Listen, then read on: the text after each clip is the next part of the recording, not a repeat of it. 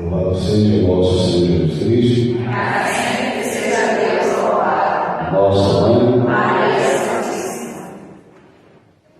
A gentileza, vamos nos acomodar.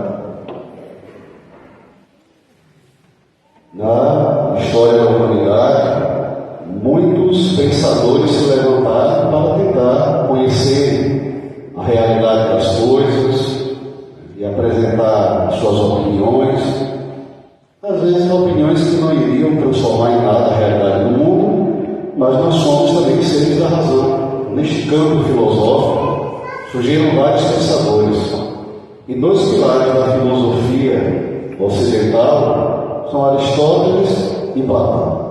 De um lado, Aristóteles, que quer conhecer a natureza e encontrar respostas para o mundo e para a vida nesta realidade mesmo. Por outro lado, Platão, que se tornou então, como eu disse, um desses pilares, que vai dizer que toda essa realidade, na verdade, ela é uma vulgarização daquilo que é o ideal. Por isso que se fala no campo das ideias. Então, o convite que Platão faz é que possamos abrir mão desta realidade e buscar o campo das ideias. E nessas correntes filosóficas surgiram tantos e tantos e tantos outros. Uns, nesta linha platônica, que vai falar o quê? Daquilo que é ideal. Das matemáticas, dos números, dos cálculos. E aí eu lembro de um amigo meu da quinta série que ele perguntou à professora: esse cálculo vai transformar a minha vida em quê? Porque ele já sabia que ele ia utilizar só ali no colégio. Mas só o exercício de pensar já é algo que nos transforma. Mas tudo bem. Por outro lado, chegaram e surgiram aqueles pensadores que diziam: precisamos tirar do papel e transformar a história da humanidade. Dentre eles, que para mim é uma das piores desgraças da humanidade, Karl Marx e ele vai falar o quê? Do marxismo. Não, precisamos transformar mesmo. Agora vamos para a guerra. Vamos arrancar a cabeça, vamos matar, vamos manipular. Chega desses pensadores que ficam só nos livros, dizendo que nós vamos fazer. Não, agora o povo vai fazer, na base do ódio, a transformação da história da humanidade. Sendo que uma pessoa que fala de trabalho que nem trabalhar. Então isso chama-se hipocrisia. E por que eu trago isso? Porque de uma forma ou de outra, todas essas correntes filosóficas sempre trataram a religião com total desprezo. Sempre trataram o cristianismo com urgelismo. Porque para eles, o cristianismo, inclusive segundo o próprio Karl Marx, é algo nocivo ao povo. É o óbvio.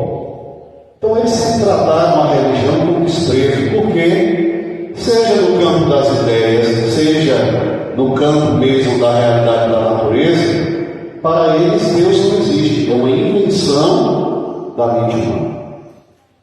E o pior, sabe o que é? Quando nós encontramos homens e mulheres dentro da igreja que dizem que acreditam no céu, no inferno, no purgatório, que acreditam na igreja, mas o proceder dessa pessoa é simplesmente e completamente mundano.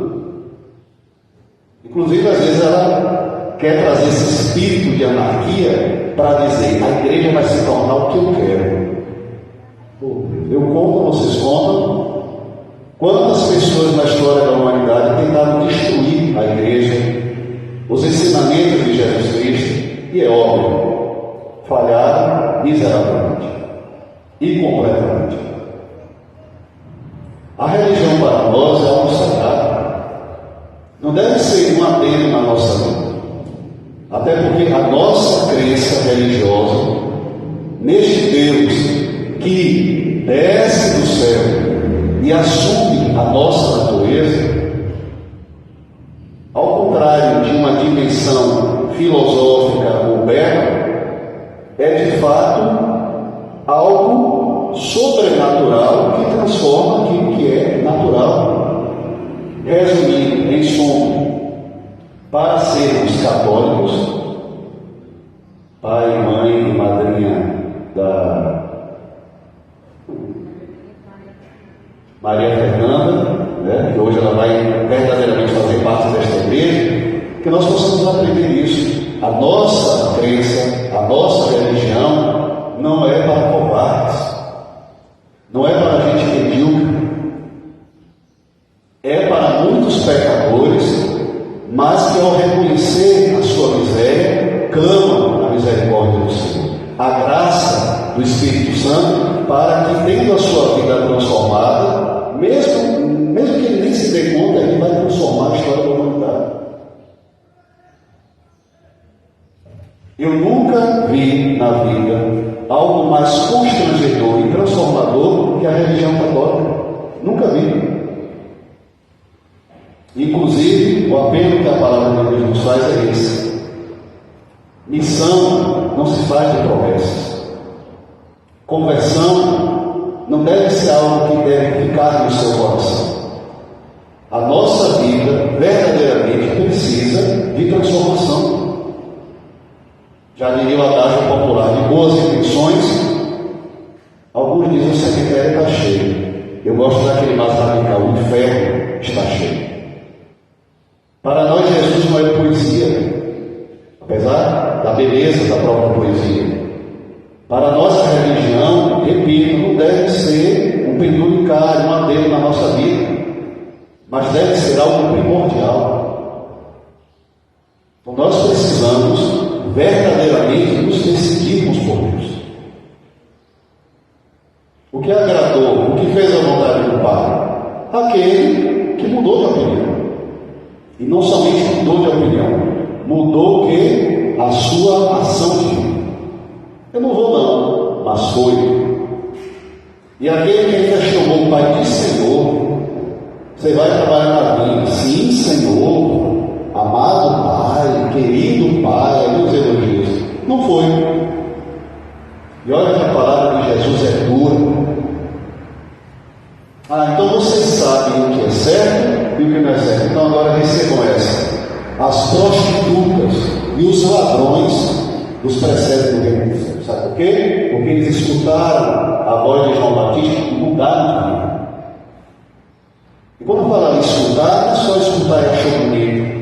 Nossa, a palavra da igreja é tão bonita, né? Mas eu vou ficar no pecado. Nossa, Jesus, né? Pregou o amor, que lindo, mas eu vou continuar na vida do reino. Então essas prostitutas mudaram de vida. Eu lembro que uma vez uma pessoa, querendo romantizar o evangelho, dizia isso, né? Deus é tão bom que até as prostitutas as convertidas, sabe? Deus é tão misericordioso que os ladrões vão para o céu, os que mudam de vida. Deus é tão bom, Deus é perfeito, Deus é maravilhoso, Deus é puro amor. Mas se você não buscar viver este amor que Ele depositou no seu coração, infelizmente você vai colher os frutos da sua vida, vivida e não vivida. Então, que a religião para nós, o sacramento do batismo que a Maria Fernanda hoje vai receber, e que muitos de nós aqui, graças a Deus, recebemos, é para mudar a nossa vida. E mais uma vez eu preciso tocar nessa ferida. A igreja existe no mundo para a salvação das nossas almas, e não para se prostituir para agradar o seu pecado e o meu pecado. Não me importa o que você acha, me importa o que a igreja diz. Não importa os seus devaneios filosóficos ou até religiosos. Tem católico aí criando sua própria crença, tá? Tem católico que escuta que dia de sexta-feira a gente não come carne, mas eu como, Deus é amor. Bora? Nós, enquanto católicos, não vivemos de achismos. Padre, eu tenho uma dúvida.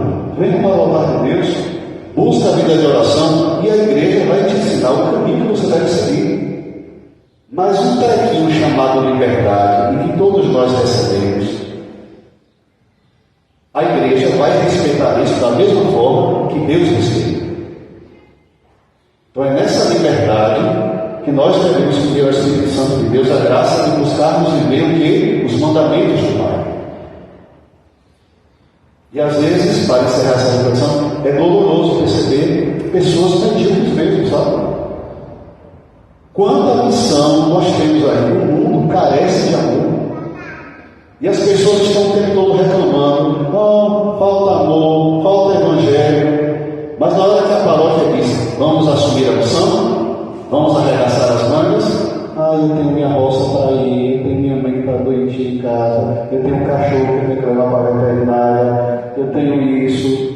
E aí começa, e traz todas as suas justificativas, e eu não vou entrar aqui no âmbito de julgar a justificativa da pessoa, mas uma coisa eu sei, prioridade para você, a igreja não.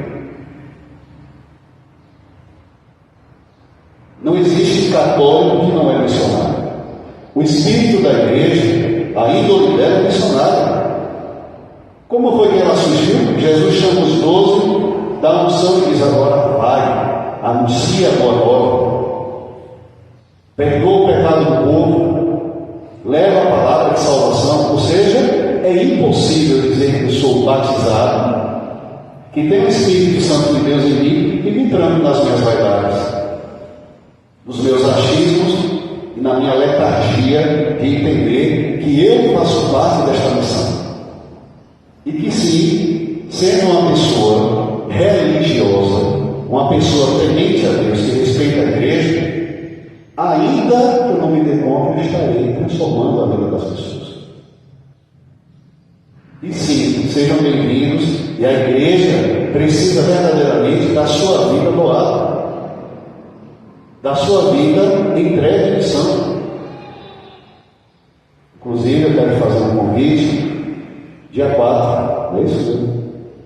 Dia 4, 7 horas da noite, no salão paroquial, teremos uma reunião com a equipe do dízimo, pastoral do dízimo. E nós precisamos de missionários dizimistas. E que sim, vão abraçar o sacrifício e dizer, ok, essa tarde ou essa manhã eu tirar para descansar, mas por amar a Deus e a igreja, eu vou ali visitar as pessoas, levar o envelope do dízimo, estar com os meus irmãos, não para fofocar, mas para falar das realidades eternas que já começam aqui. Então fica o convite, você mesmo pecador, pecadora, mas que deseja amar e servir a Deus e a igreja, fica o convite para lá fazer essa experiência. A paróquia precisa de você. E você, talvez nunca percebeu, mas você precisa dela. Você precisa da igreja. Você precisa da verdadeira fé que vai transformar a sua vida, para que um dia, se você acredita na glória de Deus, você possa habitar. Porque esta religião, esta igreja, que não é utopia, que não é filosofia, está aqui para te levar para a glória de Deus. Assim seja.